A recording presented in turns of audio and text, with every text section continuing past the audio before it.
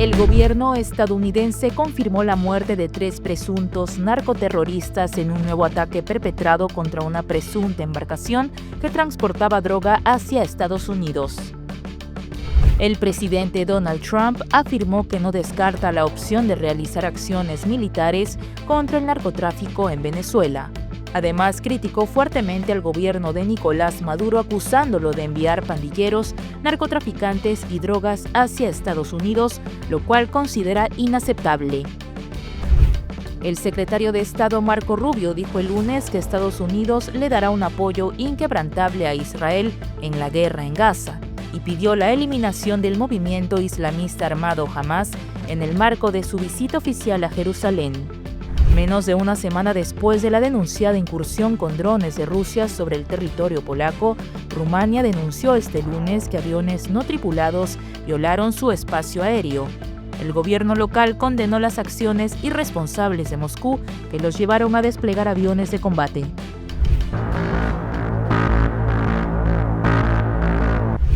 El presidente de Estados Unidos, Donald Trump, anunció un nuevo golpe contra el narcotráfico a través de su red social Truth Social y posteriormente confirmado por las redes sociales de la Casa Blanca.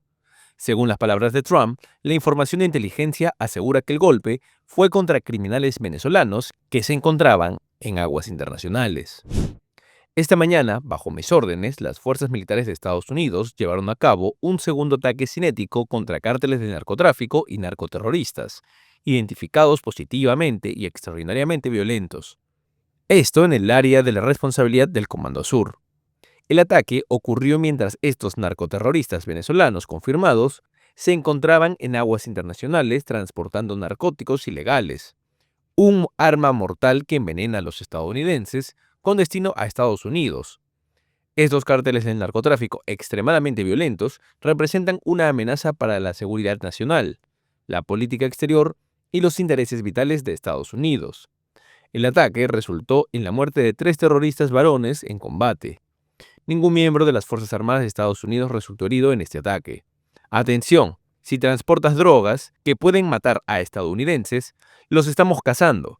Las actividades ilícitas de estos carteles han tenido consecuencias devastadoras en las comunidades estadounidenses durante décadas, matando a millones de ciudadanos. Las tensiones entre Estados Unidos y Venezuela, enfrentados desde hace años y sin relaciones formales desde el 2019, no han parado de crecer desde que en julio la Casa Blanca designó al Cártel de los Soles, un presunto grupo narcocriminal que Washington vincula al gobierno de Venezuela como organización terrorista. A pesar de que Maduro ha negado las acusaciones, este representa un segundo ataque directo y un nuevo señalamiento del presunto vínculo entre el régimen chavista y las diversas organizaciones criminales.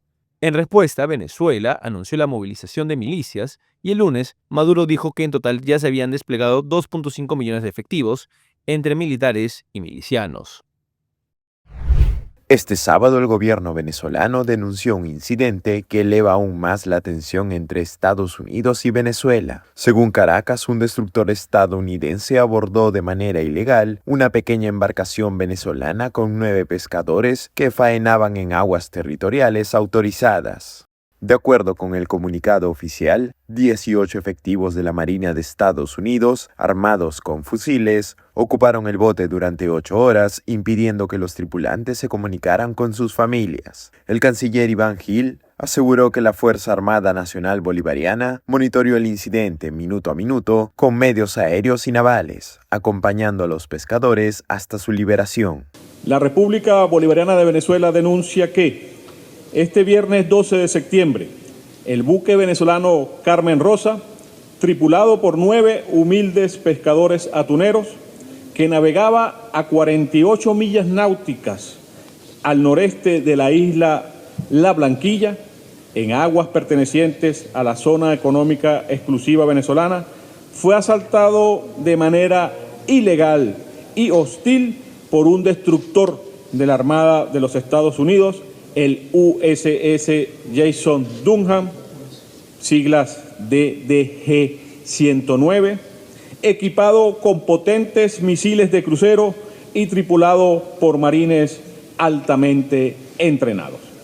En el comunicado leído por Hill, Venezuela acusa a Washington de buscar pretextos para una escalada bélica en el Caribe y calificó la acción como bochornosa. Además, exigió a Estados Unidos cesar de inmediato estas maniobras que, según el Ejecutivo, ponen en riesgo la seguridad y la paz regional. La administración Trump acusa a Nicolás Maduro de liderar el Cartel de los Soles, catalogado por Washington como una organización terrorista vinculada al narcotráfico. Esta acusación ha sido la base para justificar la movilización militar en el Caribe y el aumento de la recompensa por la captura de Maduro, que ahora asciende a $50 millones. Mientras tanto, el gobierno venezolano insiste en que se trata de un intento de propiciar un cambio de régimen disfrazado de operaciones antidrogas. Nicolás Maduro vive encerrado en un búnker y con miedo, así lo aseguró el diputado opositor venezolano Richard Blanco Cabrera para Radar 24. Lo que sí puedo decir es que a través de estas acciones que está tomando Estados Unidos, la coalición, Maduro no debe dormir, Maduro está asustado, por eso ustedes ven que no sale del búnker. Desde allí mismo está haciendo las ruedas de prensa. Esa rueda de prensa que estamos viendo ahorita no la está haciendo en la calle. Maduro no puede salir a la calle. Maduro no se puede montar en un avión y trasladarse de un estado a otro. Imágenes satelitales mostradas por el exfuncionario de la administración de Donald Trump dan cuenta de un búnker secreto de Nicolás Maduro, ubicado bajo el aeropuerto de Maiquetía, con 5 niveles a 40 metros de profundidad, equipado con cocina, gimnasio, oxígeno, sala de estar y con acceso al espacio donde opera el avión presidencial y custodiado por agentes cubanos. Desde el exilio sostiene que el gobierno de Maduro atraviesa uno de sus momentos críticos, presionado por denuncias de narcotráfico y la creciente presión internacional. Siendo este señor un gran mitómano, no haya que inventar él y su grupo más directo, anillo que tiene de acciones irregulares en Venezuela, sin duda alguna. Lo que demuestra, a mi juicio, es un gran temor, un gran miedo las acciones que está tomando Estados Unidos. El diputado también habló sobre el impacto de las operaciones internacionales contra el narcotráfico en Venezuela. Advirtió que estas acciones no deben poner en riesgo a la población civil ni agravar la crisis interna. Estamos interesados en que esto se solucione lo más rápido posible para que asuma la responsabilidad el presidente del mundo, González Urrutia, donde no haya sangre, donde no se produzca un evento que podamos nosotros de alguna manera salir con mayor desgracia de la que ya hemos tenido estos 26 años, que asuma la conducción de los destinos nuestro presidente, María Corina como vicepresidente segunda al mando. Tras los comicios del 28 de julio, Venezuela vive una etapa decisiva. Richard Blanco sostuvo que comenzó la transición hacia un gobierno legítimo y que la voluntad del pueblo es clara: poner fin al autoritarismo. Esta etapa de entrenamiento se queda. No es una sola vez, no, ya se queda. Como lo hacemos todos los sábados. Nosotros tenemos los sábados de milicia, así lo llamamos.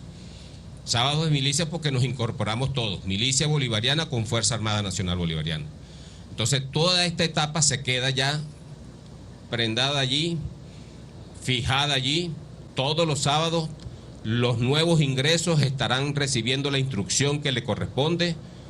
Ya los veteranos milicianos con adiestramiento militar continuarán con sus tareas de incorporación y de cohesión y de adiestramiento, y nosotros lo que estamos construyendo es un gran poder, una gran fortaleza estamos construyendo bajo el liderazgo del presidente Nicolás Maduro. Una gran fortaleza para la defensa de la patria, que es todo para nosotros. La patria, pues, la patria. A diferencia de sus anteriores intervenciones, el presidente de Estados Unidos, Donald Trump, no negó la posibilidad de un ataque contra el territorio venezolano en medio de la crisis entre Washington y Caracas por la autodeclarada lucha contra el narcotráfico y el despliegue de la flota estadounidense en el Mar del Caribe. ¿Cree que comenzará con ataques en el territorio de Venezuela? Vamos a ver qué pasa. Venezuela nos está enviando a sus pandilleros, sus traficantes de drogas y sus drogas. Esto no es aceptable. El presidente de Venezuela calificó de ilegal el ataque al barco. Lo ilegal es el hecho de que 300 millones de personas murieron el año pasado por drogas. Venezuela negó enérgicamente las acusaciones y condenó el ataque. En respuesta, el ministro de Defensa, Vladimir Padrino López, ha acusado a Estados Unidos de realizar vuelos de vigilancia e intentar orquestar una intervención militar destinada a derrocar a Maduro.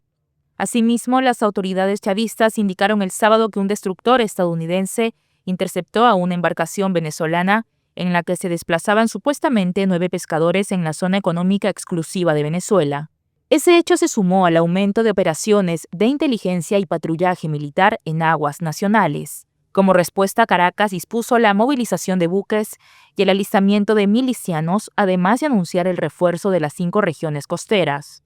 Las declaraciones del mandatario estadounidense se dan en un contexto de escalamiento de la tensión bilateral luego del despliegue de 8 buques militares de Estados Unidos y un submarino en el Mar Caribe, en el marco de operaciones norteamericanas para combatir al narcotráfico. Como publicó la prensa local y agencias de noticias como EFE y Reuters, la presencia estadounidense se ha visto reforzada con la llegada de aviones de combate F-35 a la base militar de Ceiba en Puerto Rico, incrementando la capacidad de respuesta norteamericana en la región. El líder del régimen chavista, Nicolás Maduro, confirmó que las relaciones entre su país y Estados Unidos estaban deshechas, en medio de una escalada de tensiones en la región tras el despliegue de las fuerzas navales estadounidenses. A comienzos de septiembre, Maduro había dicho que las comunicaciones con Estados Unidos estaban maltrechas, pero los canales seguían abiertos con Joe McNamara, encargado de asuntos de Venezuela en la Embajada de Estados Unidos en Colombia, y con Richard Grenell, enviado especial de Donald Trump a misiones especiales. Pregunta. Yo califiqué que las relaciones de comunicación con el gobierno de Estados Unidos existían en 2 canales y estaban maltrechas en su momento. Hoy puedo anunciar que las comunicaciones con el gobierno de Estados Unidos están deshechas por ellos, con sus amenazas de bombas, muerte y chantaje. Así no funcionamos nosotros. Con amenazas y por las malas, nunca jamás habrá nada. Y lo saben. El mandatario de Venezuela aseguró que su país tiene legítimo derecho a la defensa ante lo que calificó como una agresión de Estados Unidos, que mantiene desplegado 8 barcos militares con misiles y un submarino de propulsión nuclear cerca de las aguas territoriales venezolanas, bajo el argumento de combatir el narcotráfico. No es una tensión, es una agresión en toda la línea, es una agresión judicial cuando nos criminalizan, es una agresión política con sus declaraciones amenazantes diarias, es una agresión diplomática y es una agresión en camino de carácter militar. Y Venezuela está facultada por las leyes internacionales para hacerle frente integralmente a esta agresión. No es una tensión, es una agresión.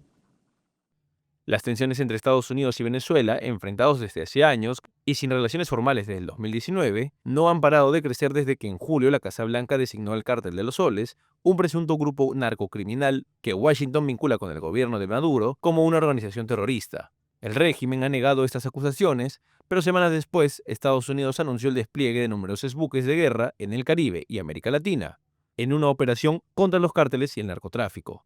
Venezuela, por su parte, anunció que seguirá movilizando a sus milicias. Menos de una semana después de la denunciada incursión con drones de Rusia sobre territorio polaco, Rumania denunció este lunes que aviones no tripulados volaron su espacio aéreo. El gobierno local condenó las acciones irresponsables de Moscú, lo que los llevaron a desplegar aviones de combate. El dron ruso, utilizado en los ataques contra Ucrania, entró en espacio aéreo rumano a las 6:05 de la tarde, hora local, el sábado, según anunció el Ministerio de Defensa de Rumania. El incidente se produce días después de que Polonia derribara drones rusos que habían violado su espacio aéreo a principios de esta semana, lo que llevó a los aliados de la OTAN a comprometerse en reforzar las defensas en el flanco oriental de la alianza. Las reacciones de los aliados no se hicieron esperar. Ucrania aseguró que está dispuesto a unirse a los aliados de la OTAN para formar una defensa conjunta contra los ataques rusos. Y estamos listos para enseñar a todos nuestros socios cómo defenderse. Todos pueden ver que los rusos están explorando cómo llevar la guerra a Polonia y los países bálticos.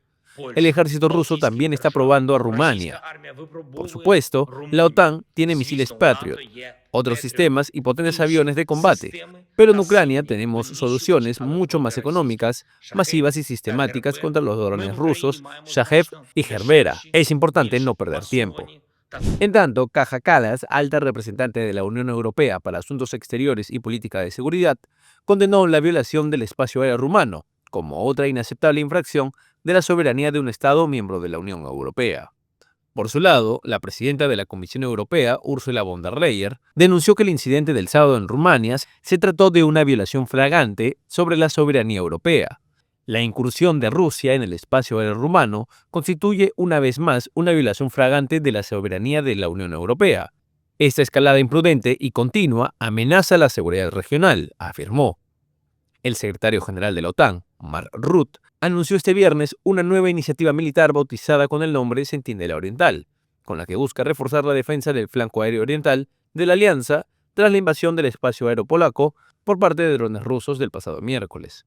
En ese contexto, el presidente de Estados Unidos, Donald Trump, dio un ultimátum a los aliados de la OTAN y aseguró que su país impondrá grandes sanciones a Rusia solo cuando los países de la OTAN acuerden hacer lo mismo y dejen de comprarle petróleo a Rusia. Estoy listo para imponer grandes sanciones a Rusia cuando todas las naciones de la OTAN hayan acordado y comenzado a hacer lo mismo, y cuando todas las naciones de la OTAN dejen de comprar petróleo a Rusia. Creo que esto es más de la OTAN, como un grupo que imponga aranceles del 50% al 100% a China, para ser totalmente retirados después de que se termine la guerra con Rusia y Ucrania, algo que sería de gran ayuda para terminar con esta guerra mortal y ridícula, indicó Trump en una publicación en sus redes sociales, citando lo que dijo que era una carta enviada a sus homólogos de la OTAN. Como se sabe, en su comunicado, el Ministerio de Defensa de Rumania afirmó que detectó un dron ruso cuando 2 aviones F-16 vigilaban la frontera del país con Ucrania, tras los ataques aéreos rusos contra infraestructuras ucranianas en Danubio. El dron fue detectado a 20 kilómetros del sureste de la localidad de Chilaveche antes de desaparecer del radar.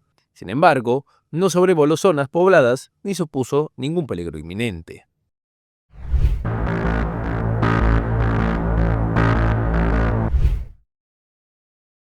Estados Unidos seguirá apoyando a Israel en la guerra en la Franja de Gaza. Eso prometió el lunes su secretario de Estado, Marco Rubio, de visita oficial a Jerusalén. El jefe de la diplomacia estadounidense acusó a aliados como Reino Unido y Francia de haber envalentonado al movimiento islamista Hamás con sus intenciones de reconocer oficialmente la existencia del Estado palestino y sostuvo que se trata en gran medida de gestos simbólicos.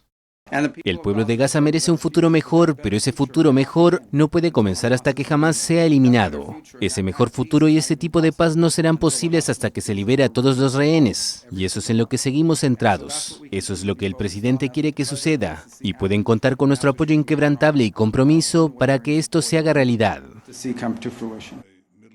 El primer ministro israelí Benjamin Netanyahu dijo que la visita de Rubio es un mensaje claro de que Estados Unidos apoya a Israel y elogió al presidente estadounidense Donald Trump por su respaldo.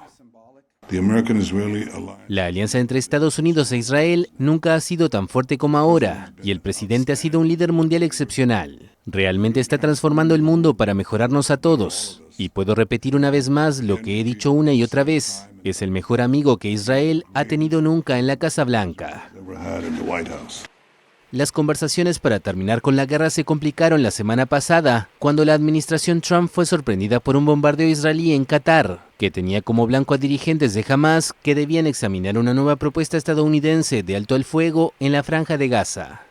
Líderes de casi 60 países árabes y musulmanes que integran la Liga Árabe y la Organización para la Cooperación Islámica estaban reunidos en Doha, en una cumbre de emergencia para denunciar la brutal agresión israelí y advertir de que el ataque pone en riesgo las relaciones entre el Estado hebreo y los países árabes. Rubio tiene planeado viajar el martes a Qatar.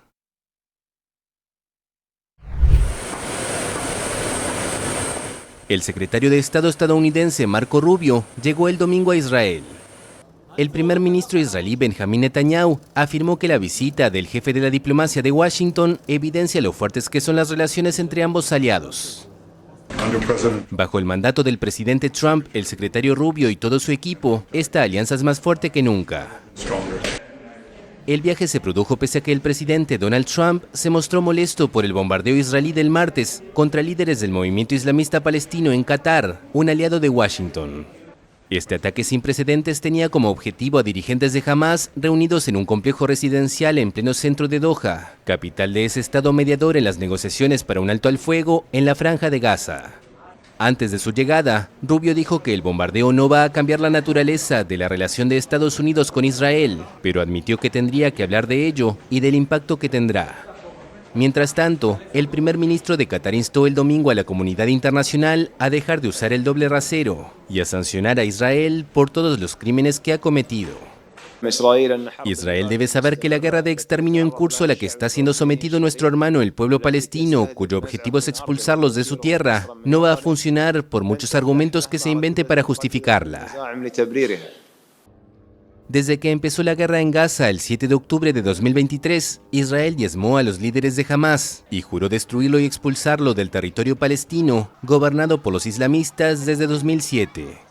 En la Franja de Gaza, azotada por la hambruna y devastada por casi 2 años de guerra, el ejército israelí continúa su ofensiva en la ciudad de Gaza, a la que presenta como uno de los últimos bastiones de Hamás y sobre la que quiere tomar el control.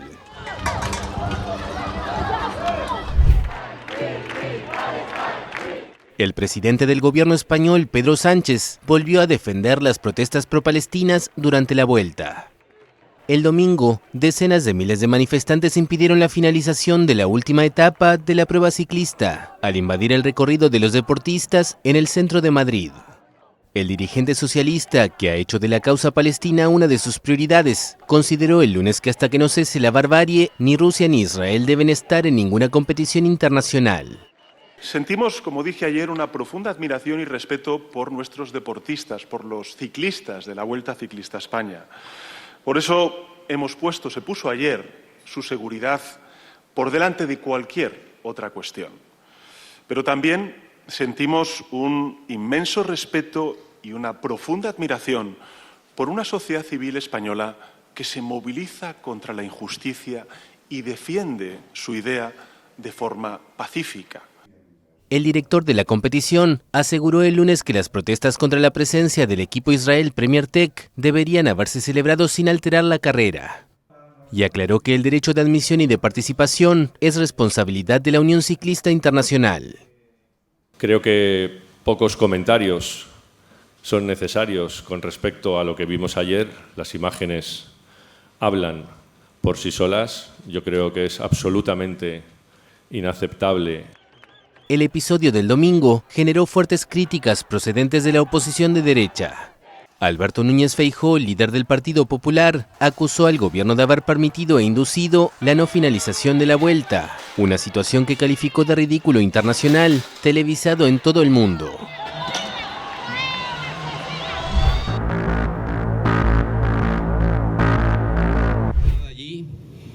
Fijada allí. Venezuela denunció el domingo una ampliación del despliegue de aviones espías estadounidenses cerca de su territorio.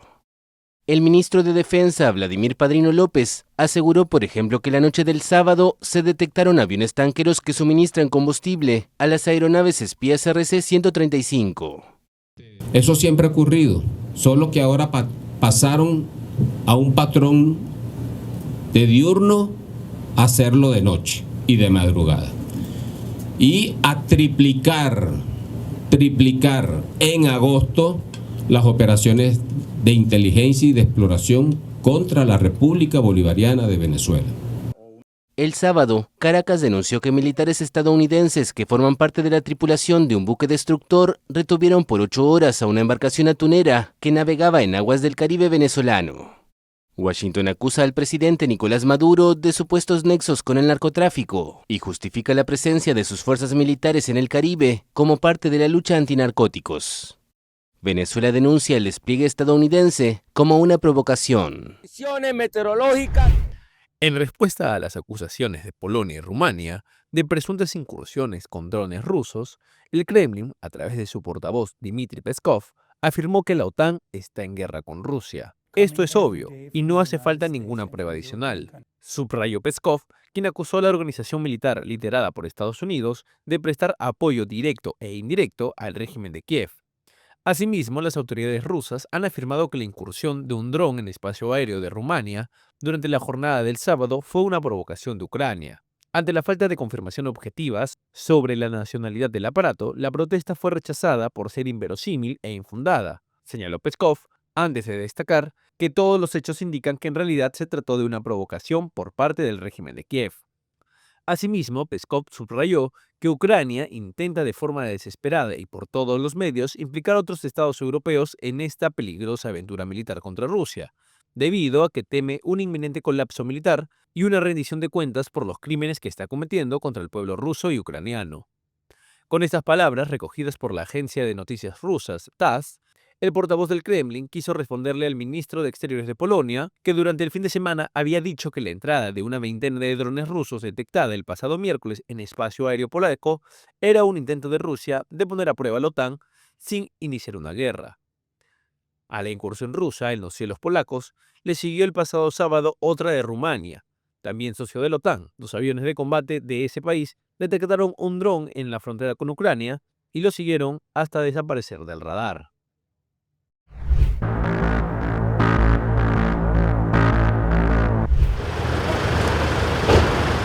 China y Estados Unidos pactaron un marco para un acuerdo sobre la aplicación TikTok. Así lo afirmó el lunes el secretario del Tesoro estadounidense Scott Bessent en el segundo día de negociaciones comerciales entre ambos países en Madrid. El funcionario agregó que el pacto se cerrará en una llamada el viernes entre los presidentes Donald Trump y Xi Jinping. Creo que el marco prevé que pase a ser propiedad controlada por Estados Unidos. Pero no voy a adelantarme a la decisión que tomen los líderes el viernes. Tenemos un marco, ellos tendrán que confirmar el acuerdo. TikTok es propiedad de la empresa de Internet china ByteDance. Una ley federal que exige la venta o prohibición de la plataforma por motivos de seguridad nacional debía entrar en vigor un día antes de la posesión de Trump, el 20 de enero. Sin embargo, el presidente republicano suspendió esa prohibición y a mediados de junio extendió por 90 días más el plazo para que la aplicación encuentre un comprador no chino como condición para no ser prohibida en Estados Unidos. Primera salida de Jair Bolsonaro desde que fue condenado. El expresidente de Brasil fue autorizado por la justicia a abandonar el domingo la residencia donde cumple una orden de prisión domiciliaria para realizarse un procedimiento médico. Confinado desde agosto y objeto de vigilancia las 24 horas por un riesgo de fuga, el exmandatario fue sentenciado esta semana a más de 27 años de cárcel por liderar un fallido plan para impedir la asunción del presidente Luis Inácio Lula da Silva, que lo derrotó en las elecciones de 2022. Bolsonaro, de 70 años, llegó a un hospital de Brasilia en la mañana, pero no se dirigió a la prensa ni a decenas de simpatizantes que lo esperaban en el lugar. En un procedimiento ambulatorio, Bolsonaro se sometió a la extracción de 2 lesiones cutáneas, una de ellas descrita como una neoplasia de comportamiento incierto o desconocido de la piel. Estoy sufriendo mucho por esto. Estoy llorando por el sufrimiento de mi presidente. Bolsonaro es nuestro verdadero presidente. Sabemos lo que pasó en esa situación. Esa elección no fue verdadera. Esa elección no fue verdadera. Es una persona acusada de algo que no ha hecho. Es absurdo, un aparato policial de tal magnitud para nada. Es vergonzoso, vergonzoso. No estoy muy satisfecho con esto. Estoy muy molesto.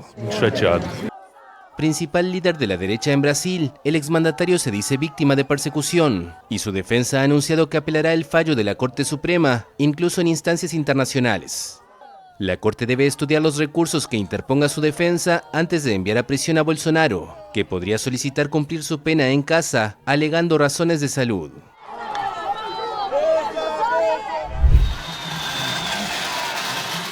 Las protestas pro-palestinas obligaron a suspender el domingo la última etapa de la Vuelta a España.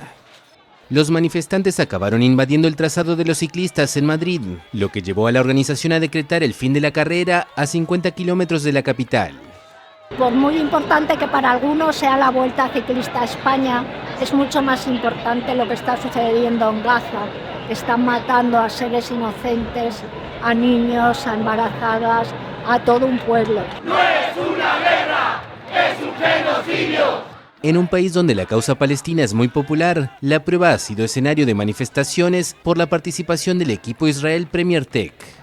Las protestas se producen en un momento de gran tensión entre el ejecutivo del socialista Pedro Sánchez y el de Benjamín Netanyahu, tras el reciente anuncio del presidente del gobierno español de medidas destinadas a poner fin a lo que considera un genocidio en Gaza. Se eliminó a Rusia. ¿Por qué tenemos esta doble vara de medir? Rusia ha invadido Ucrania, Israel está invadiendo Palestina. No solamente le está invadiendo, está yendo en contra de todo derecho internacional. El ganador de la vuelta, el danés Jonas Vingegaard, lamentó que le hayan robado ese momento de eternidad al no poder celebrar su victoria. Las protestas a lo largo de las últimas semanas han afectado a los corredores, algunos de los cuales cayeron durante los incidentes, y han provocado la modificación de varias etapas.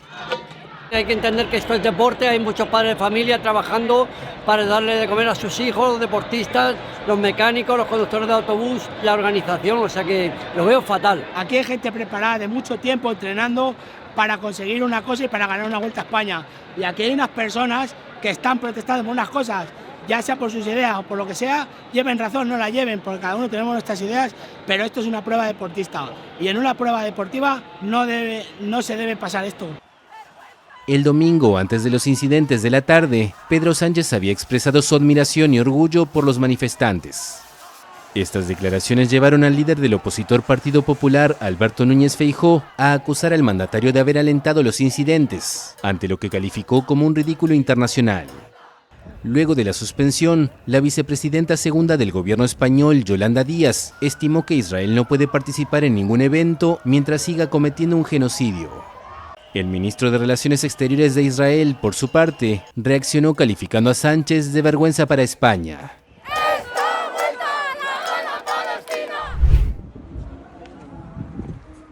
Ecuador anunció el sábado la captura del lugarteniente del narcotraficante alias Fito. Darío Javier Peñafiel, conocido como Topo, fue detenido en la Amazonía ecuatoriana, donde se presume que coordinaba la extracción ilegal de minerales. El hombre era cabecilla de los choneros que se disputan con los lobos la posición de principal banda delictiva del país y, según el ministro del Interior, tiene vínculos con una disidencia de la guerrilla colombiana FARC. También es solicitado por la Corte de Justicia de Nueva York por los delitos de narcotráfico y lavado de activos. Este angelito le hará compañía a Fito muy pronto en los Estados Unidos. Fito, considerado el narco con más poder en Ecuador, había sido recapturado en junio en una megaoperación, cuando se escondía en un búnker que ordenó construir debajo de una casa en la provincia de Manabí. Luego aceptó ser extraditado a Nueva York, donde se declaró no culpable en su primera comparecencia. Su fuga de una cárcel en 2024 llevó al presidente Daniel Noboa a declarar un conflicto armado interno en Ecuador, que sigue en vigor y le permite desplegar a las Fuerzas Armadas en calles y cárceles. Esa medida le ha valido duras críticas de organismos de derechos humanos.